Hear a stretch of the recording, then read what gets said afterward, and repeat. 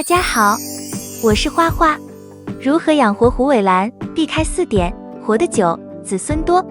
你家的虎尾兰是不是也遇到过这种情况？明明很用心照顾，叶子却越来越软，弯下去，它下去了。或养着养着，叶片一节一节的发黄，从底部往上蔓延。最气人的是，偶然一次浇水过后，根部发黑腐烂，直接空盆，发新芽长新根，简直就是做梦。如果你也有类似的经历，那么今天这个视频就是为你准备的。我将为你彻底揭秘虎尾兰养到子孙满堂，花开迎财路上的4个致命误区，尤其是第3个，几乎90%的新手都做错了。第一，买错了，活不了。养活虎尾兰的第一步，不是养对，而是一定要买对。买错了，所有努力都化为泡影。而买虎尾兰只需记住3点，成功率接近100%。第一点，虎尾兰养不好，最容易忽略的问题是买错了，而买错里面最容易忽略的是买错品种。不同的品种，耐养程度天差地别，真正适合一般家庭的，适合室内光线的，是大家最熟悉的金边虎尾兰。它最耐干，最耐阴，最抗湿，最不挑环境，搬回家也最不容易出现应激软化，而且金边虎尾兰也是最容易开花招财的品种。有些看起来特别漂亮的观赏型虎尾兰，例如白玉、月光、银月、黑金刚等，叶色漂亮，外表吸睛，但你会发现它太娇嫩，水多一点会软，光强一点会黄，温差大一点会塌。养这些品种的话，养工一定要过硬。所以买虎尾兰，或者你是第一次养，金边永远是最稳的那一盆。第二点，比买多品种更容易踩的坑是买到水苗。比买错虎尾兰更大的盲点是水苗。水苗是在温室大棚里短时间快速催出来的小苗，它的特征是长得快，叶子嫩，颜色亮，但这种苗没有经历过自然光、自然风、自然温度的变化，这种水苗一旦离开温室大棚，极大的几率会软、会黄、会烂，这是典型的应激软化。那么我们怎么分辨水苗呢？先看叶子，如果叶片薄，透明感强，轻轻一拨就摇摆得很大，那几乎就是水苗。不是水苗的虎尾兰叶子是硬的，有分量的，挺直不弯的。再看根部，如果根基部白白嫩嫩，像青葱的白色，摸起来软软的，就是根还没木质化，这种根绝对受不了搬家的刺激。最后看土，只要盆土长青苔，湿到发亮，那一定是水苗。第3点，避免烂根苗或者虫害苗。虎尾兰的烂根不容易被看到，因为叶子一开始可能还是硬的，看起来很健康，但根部已经腐烂。教你一个窍门，仔细看看叶片与根交界的位置，如果已经发黑、发褐、皱皱的，或者轻轻按压有点软，那就是根已经出问题的信号。至于虫害，虎尾兰最常见的就是介壳虫和红蜘蛛，它们会藏在叶缝里或叶背，特别是那些紧挨在一起的新叶的中心深处，如果发现白色的小絮状物，或者密密麻麻的小点点，那就是虫害。买虎尾兰记住1看2摸3掂量。1看是看它的整体精神不精神，看叶子背面干不干净；2摸是摸叶片硬不硬，同时轻轻晃动一下，感觉一下植株在盆里稳不稳当；3掂量就是掂掂它的分量，避开那些不正常的死沉的水苗。您只要记住这个口诀，保准您能快速挑出一盆最强壮、最好养的虎尾兰。先要恭喜您，以后大概率会把一株健壮的虎尾兰带回家了。但是挑战才刚刚开始。接下来的第2条是虎尾兰的头号杀手，也是虎尾兰死亡99%的原因。第2，乱浇水，活不了。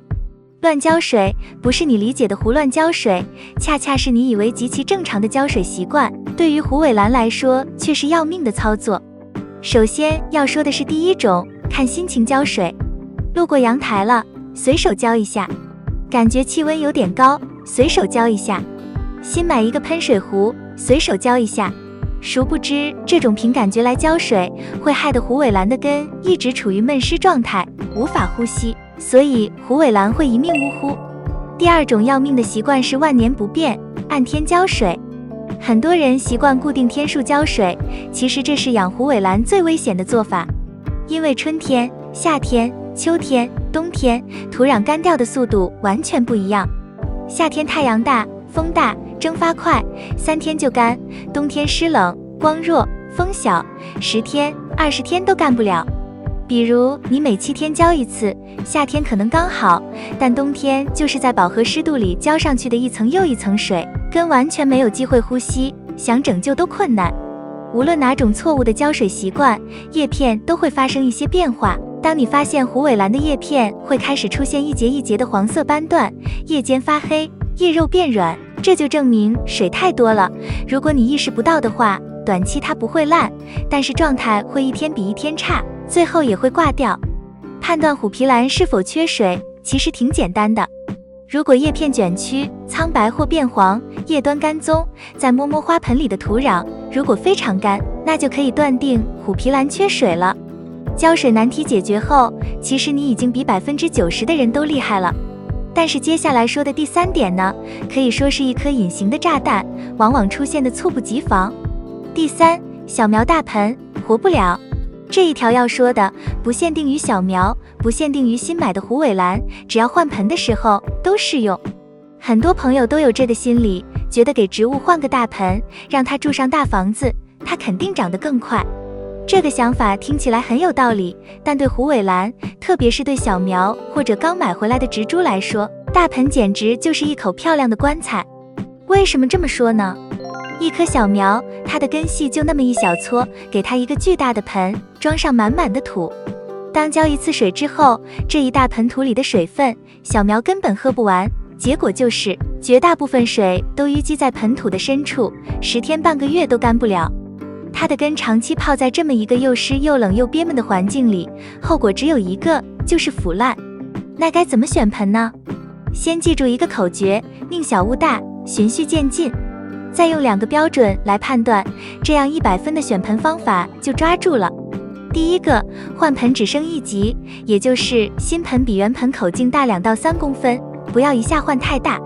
第二个，盆口略大于叶丛宽度，意思是盆口比叶子围成的那一圈的宽度大一点点就可以。